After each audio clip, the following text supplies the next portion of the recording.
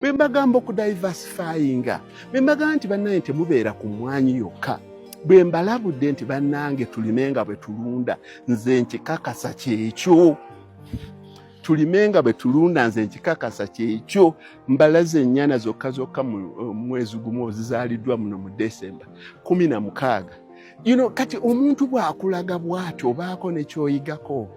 Mwebale nnyo bannaye mwebalire ddala kubeera mikwano gyange era tusabirigana mwenna abafunyeemu lesson because this has to do with one writing his own legacy.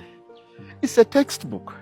Abaana bavudde mu universities aba masters thesis bangi nnyo banneebuuzizzaako eno textbook yange ngiwandiise mwebale butagiteekamu bukodyokodyo bulala ne mutagiyingizaamu byabufuzi nze mbadde ngamba buulira nga kyenkubuulira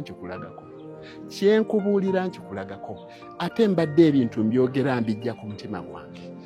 Kansabe Mukama kyana abansobozeseza oba okontiringa nga nsharinga nammwe oba okweddirayo mu nnoni yange oba okweddira ku kibira nze neesulira mu bibira neneebeerereeyo kati kyonna Mukama kyana abansobozeseza gwe kyonna ky'owulira ky'oyagala okukola ky'oba okola.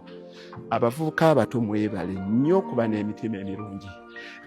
Tukyenyinga this narrative nti abavubuka tebaagala kukola. Abagagga n'abantu abakulu bannange nze mbadde sibalinnya ku luwonzi nze munnange bwe kibanga nze enkola eyange esobola okwanjuluzibwa tekitegeeza nti n'omulala ayanjuluze. So buli muntu yenna ekintu akitwalire mu space ye. Oyo awulira nti sekita ye mbadde ngikutteko njagala kumulemesa oba njagala bannange si bwe kiri. Nze mbadde I was writing my own textbook. Toyinza genda ku muntu addidde autobiography ye n'agiteeka digitally n'omugamba nti mu autobiography yo waligirira business. Nze bannange nze mbadde mpandiika kitabo kyange naye ng'ekitabo ekyo kiri accessible eri buli muntu free of charge.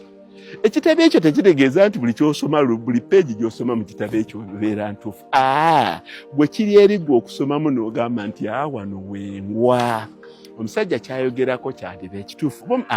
Nze kino kye njagala okukola bannaye kye muyigamu ate n'abantu abalala bonna.